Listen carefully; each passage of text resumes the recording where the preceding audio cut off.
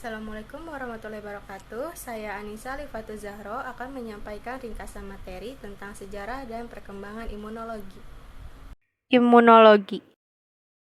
Apa sih yang dimaksud dengan imunologi? Jadi, imunologi adalah sebuah studi yang berkaitan dengan sistem kekebalan dan merupakan salah satu cabang ilmu kedokteran dan biologi yang sangat penting untuk kehidupan. Sistem kekebalan tersebut dapat melindungi tubuh seseorang dari berbagai infeksi dengan sebuah pertahanan.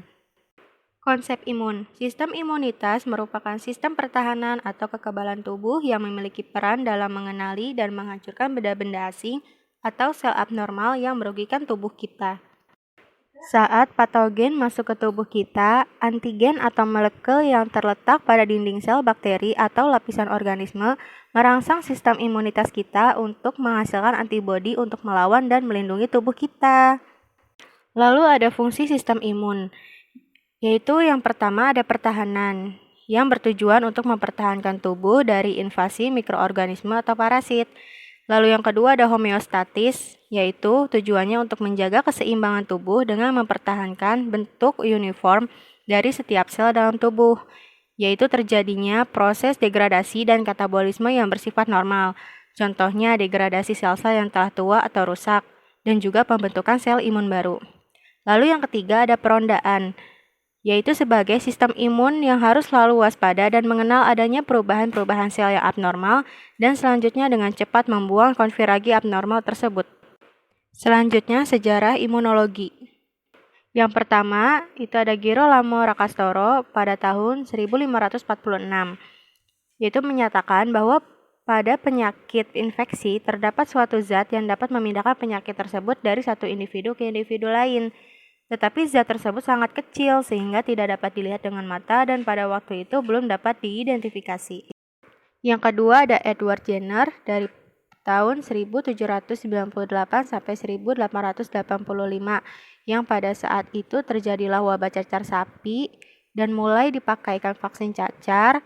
Selanjutnya diperoleh vaksin rabies dan hasil karya Pasteur tersebut adalah suatu dasar perkembangan vaksin yang merupakan pencapaian gemilang di bidang imunologi.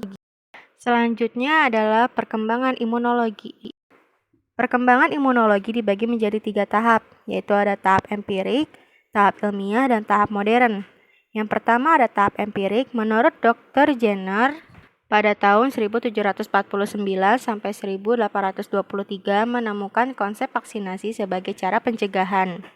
Lalu yang kedua ada tahap ilmiah, yaitu dari Louis Pasteur pada tahun 1822 sampai 1895, yaitu menunjukkan peran mikroorganisme pada proses fermentasi menjadi atau mengisolasi dan memurni manaskan, atau disebut pasteurisasi, dan juga meneliti imunisasi antraks, rabies, dan kolera ayam.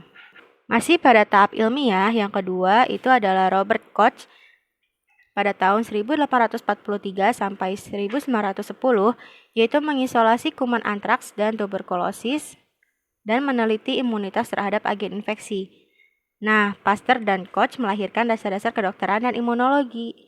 Lalu yang tahap ketiga itu ada J.F.A.P. Miller, yaitu sebagai peran sentral kelenjar timus dalam imunologi. Lalu ada Dowsett dan Snell, yaitu pencakwakan organ dan reaksi penolakan. Lalu ada Milstein dan Kohler tahun 1984 sebagai pembuatan antibodi monoklonal, dan ada S. Tonegawa pada tahun 1987 sebagai mekanisme diversitas antibodi. Terima kasih atas perhatiannya.